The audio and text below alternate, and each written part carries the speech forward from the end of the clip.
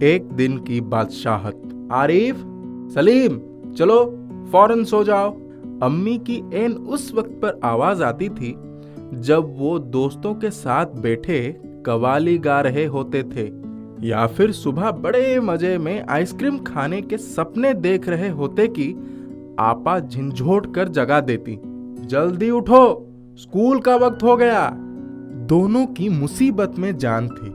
हर वक्त पाबंदी, हर वक्त तकरार। अपनी मर्जी से चूं भी ना कर सकते थे। कभी आरिफ को गाने का मूड होता तो भाईजान डांटते, चुप होता है कि नहीं, हर वक्त मेंढक की तरह टर्राए जाता है। बाहर जाओ तो अम्मी पूछती, बाहर क्यों गए? अंदर रहते तो दादी चिल्लाती, हाय मेरा दिमाग फटा जा रहा है शोर के मारे। अरे ओ रजिया, जरा इन बच्चों को बाहर हाँक दे। जैसे बच्चे ना हुए, मुर्गी के चूजे हो गए। दोनों घंटों बैठकर इन पाबंदियों से बच निकलने की तरकीबें सोचा करते। उन दिनों से तो सारे घर को दुश्मनी हो गई थी। लिहाजा दोनों ने मिलकर एक योजना बनाई और अब्बा की खिदमत में एक दरखास्त पेश की कि एक दिन उन्हें बड़ों के सारे अधिकार दे दिया जाए और सब बड़े छोटे बन जाए। कोई जरूरत नहीं है उधम मचाने की। अम्मी ने अपनी आदत के अनुसार डांट पिलाई, लेकिन अब्बा जाने किस मूड में थे कि ना सिर्फ मान गए बल्कि ये इकरार भी कर बैठे कि कल दोनों को हर किस्म के अधिकार मिल जाएंगे। सुबह होने में कई घंटे थे कि आरिफ ने अम्मी को झंझोट डाला, अम्मी जल्दी उठिए, नाश्ता तैयार कीजिए। अम्मी ने जहां एक झापड़ रसीद करके सो रहे, मगर याद आया कि आज तो उनके सारे अधिकार छीने जा चुके हैं। फिर दादी ने सुबह की नमाज पढ़ने के बाद दवाएं खाना और बादाम का हरीरा पीना शुरू किया तो आरिफ ने उन्हें रोका। तौबा है दादी, कितना हरीरा पिएंगी आप, पेट फट जाएगा। और दादी ने हाथ उठाया मारने के लिए। नाश्ता मेज पर आया तो आरिफ ने खानसामा से कहा, अंडे और मक्खन वगैरह हमारे सामने रखो, दलिया और दूध बिस्किट इन सबको दे दो। आपा ने कहर भरी आंखों से उन्हें घूरा, मगर बेबस थी, क्योंकि रोज की तरह आज वो तरमाला अपने लिए नहीं रख सकती थी। सब खाने बैठे तो सलीम ने अम्मी को टोका, अम्मी जरा अपने दांत देखिए, पान खाने से कितने गंदे हो रहे हैं। मैं तो दांत मांज चुकी हूं। अम्मी ने टालना चाहा, नहीं, चलिए उठिए। अम्मी निवाला तोड़ चुकी थी, मगर सलीम ने जबरदस्ती कंधा पकड़कर उन्हें उठा दिया। अम्मी को गुसल खाने में जाते देखकर सब हंस पड़े, जैसे रोज सलीम को जबरदस्ती भगाकर हंसते थे। फिर वो अब्बा की तरफ मुड़ा, जरा अब्बा की गाल देखिए, बाल बड़े हुए हैं, शेव नहीं की। कल कपड़े पहने थे और आज इतने मैले कर डाले। आखिर अब्बा के लिए कितने कपड़े बनाए जाएंगे? ये सुनकर अब्बा का हंसते हंसते बुरा हाल हो गया। आज ये दोनों कैसी सही नकल उतार रहे थे सबकी, मगर फिर अपने कपड़े देखकर वो सचमुच शर्मिंदा हो गए। थोड़ी देर बाद जब अब्बा अपने दोस्तों के बीच बैठे अपनी नई गजल लहक लहक कर सुना रहे थे तो आरिफ फिर चिल्लाने लगा, बस कीजिए अब्बा, फौरन ऑफिस जाइए, 10 बज गए। चूं चूं चुप। अब्बा डांटते डांटते रुक गए। बेबसी से गजल की अधूरी पंक्ति दांतों में दबाए पांव पटकते आरिफ के साथ हो लिए। रजिया, जरा मुझे 5 रुपए तो देना। अब्बा दफ्तर जाने को तैयार होकर बोले, 5 रुपए का क्या होगा, कार में पेट्रोल तो है। आरिफ ने अब्बा जान की नकल उतारी, जैसे अब्बा कहते हैं कि इकन्नी का क्या करोगे, जेब खर्च तो ले चुके हो।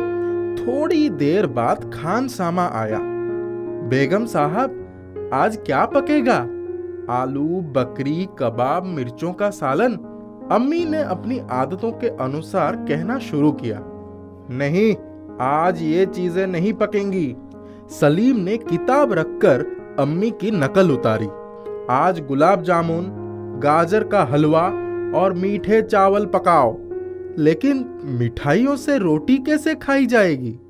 अम्मी किसी तरह सब्र ना कर सकी। दोनों ने एक साथ कहा, जैसे हम रोज सिर्फ मिर्चों के सालन से खाते हैं। दूसरी तरफ दादी किसी के साथ तू तू में किए जा रही थी। ओफो, दादी तो शोर के मारे दिमाग पिघलाए दे रही हैं। आरिफ ने दादी की तरह दोनों हाथों में सिर थाम कर कहा। इतना सुनते ही दादी ने चीखना चिल्लाना शुरू कर दिया कि आज तो ये लड़के मेरे पीछे पड़ गए हैं। मगर अब्बा के समझाने पर खून का घूंट पीकर रह गई। कॉलेज का वक्त हो गया तो भाईजान अपनी सफेद कमीज को आरिफ सलीम से बचाते दालान में आए और बोले, अम्मी, शाम को मैं देर से आऊंगा, दोस्तों के साथ फिल्म देखने जाना है।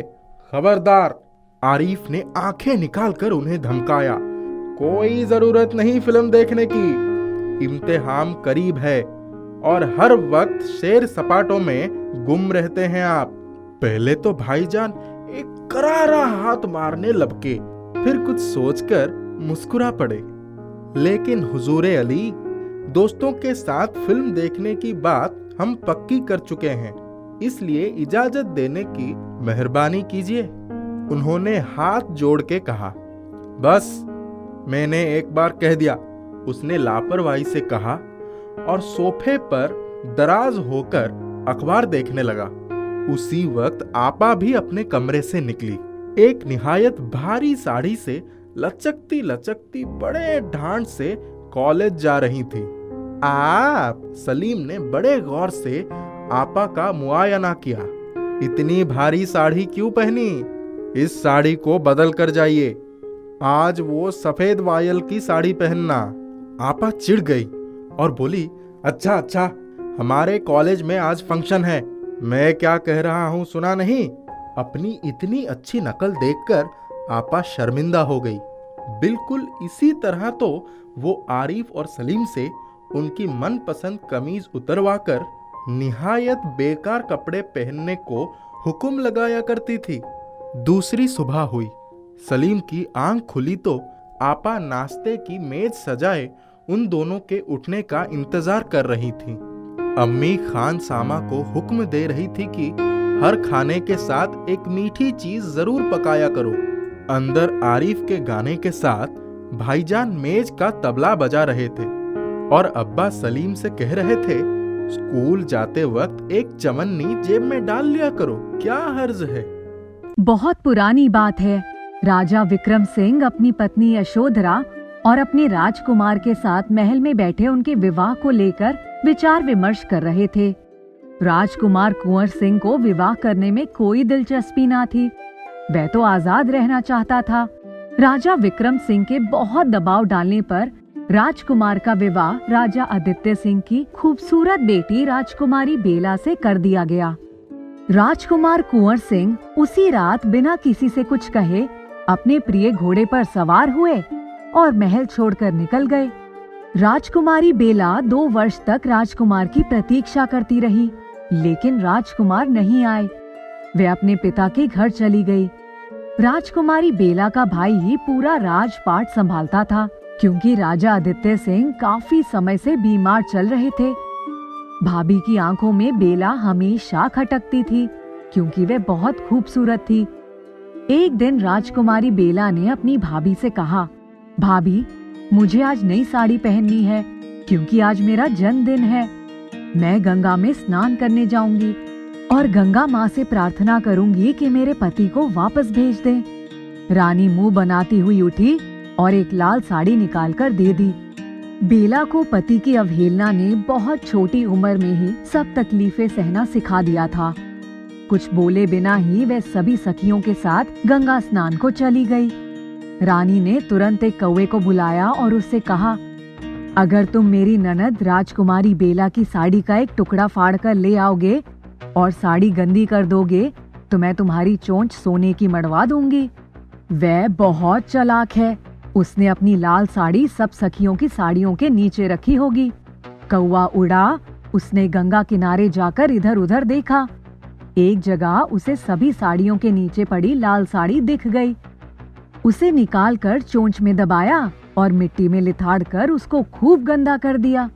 फिर कोना फाड़कर चोंच में दबाया और साड़ी सारी साड़ियों के नीचे रखकर लौट आया। रानी की मुंडेर पर आकर कांव कांव करने लगा। रानी ने जैसे ही उसकी चोंच में लाल साड़ी का टुकड़ा देखा, वह समझ गई कि काम पूरा हो गया।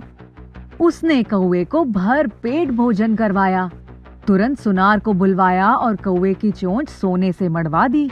राजकुमारी बेला जब गंगा से निकली तो अपनी साड़ी की दुर्दशा देखकर रोने लगी।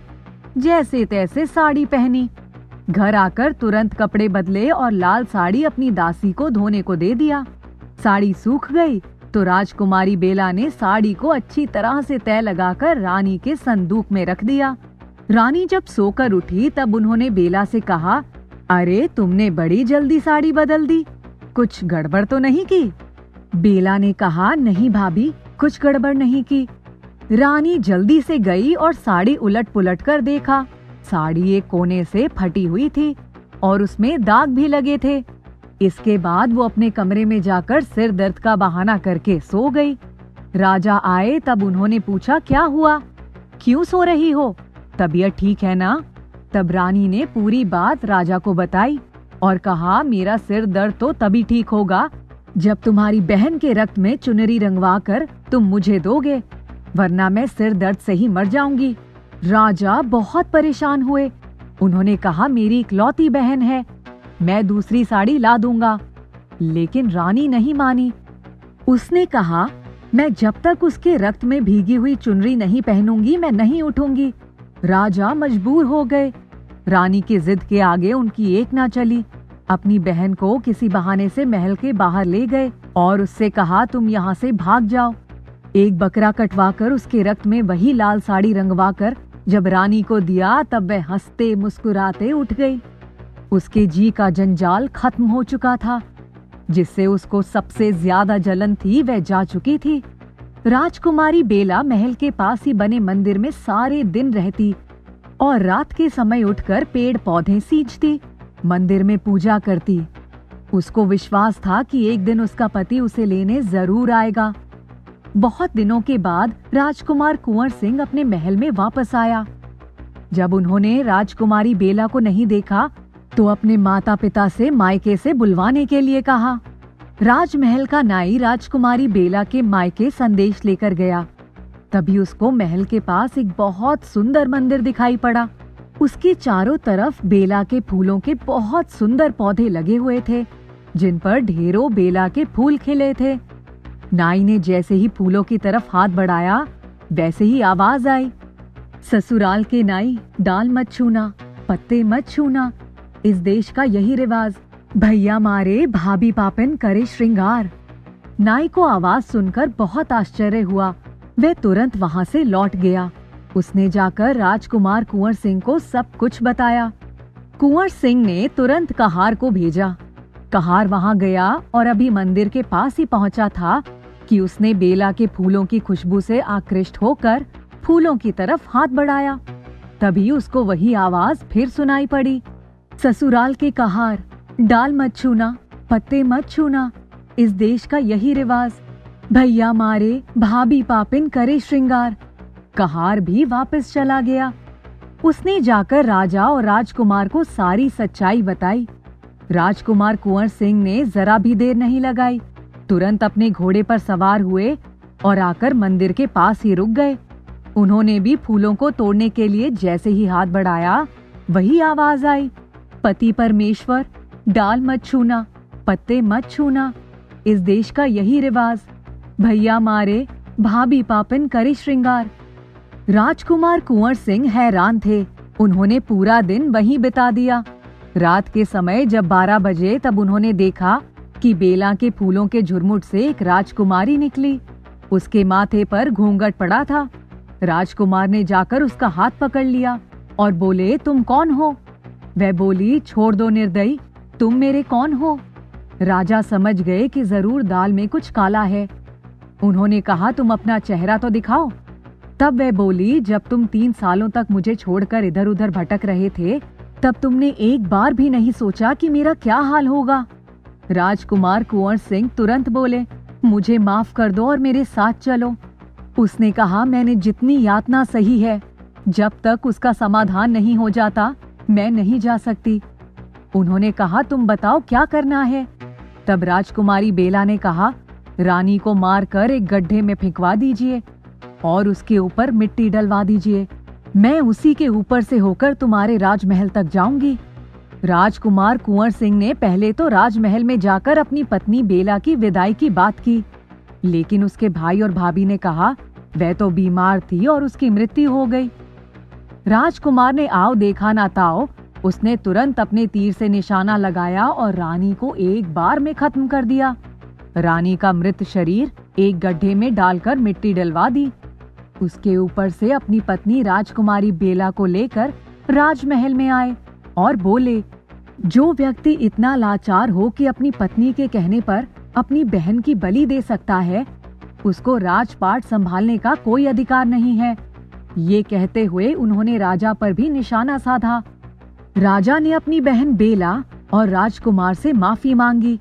बहन ने भाई को माफ कर दिया। भाई ने भी उसकी जान बख्शी थी। उन्होंने अपनी बहन बेला को राजकुमार के साथ विदा कर दिया। राजकुमारी बेला अपने महल में आकर खुशी खुशी रहने लगी।